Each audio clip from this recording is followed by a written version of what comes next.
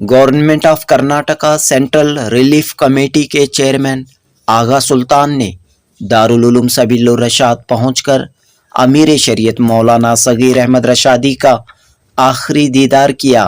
आगा सुल्तान ने कहा कि मौजूदा अमीर शरीयत हों या फिर साबिका अमीर शरीयत, मिल्लत में इत्तेहाद व इत्तेफाक कायम करने के लिए हमेशा कोशा रहे हैं।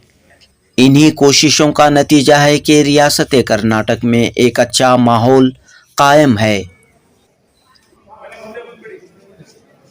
जब भी कोई मसला था तो आप भी यहाँ पर आते थे, रहनुमाई हासिल करते थे, तो आज के इस दिन पर आप क्या कहना चाहते हैं? आज एक बहुत उदास दिन है। हमारे अमीर शरीयत मौलाना सगीर साहब हमारे साथ नहीं हैं। ये अमीर शरीयत जो भी पूरे मसलकों को एकजुट लेके जाते थे और इनकी जो शख्सियत थी, बहुत उनका जो मिजाज था, बहुत एक इंसानियत का एक एग्जाम्पल था मोहम्मद सगीर साहब। बस मैं अल्लाह से दुआ करता हूँ कि उनको मग़फ़िरत में जन्नत तो है ही है, क्योंकि वो नेक काम करके गए हैं। बट ये वैक्यूम हमको फील होगा, और ख़ासकर मौलाना, आज मैं इस जगह मौलाना मुफ्ती अशरफ अली साहब को भी याद करता हूँ।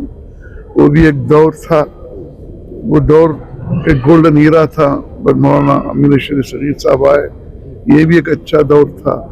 तो मैं चाहता हूँ कि अब नेक्स्ट हमारे जो अमीर शरीयत रहेंगे, ये दोनों के कदम पे चलना चाहिए, क्योंकि आज का दौर हिंदुस्तान में बहुत नाजुक है।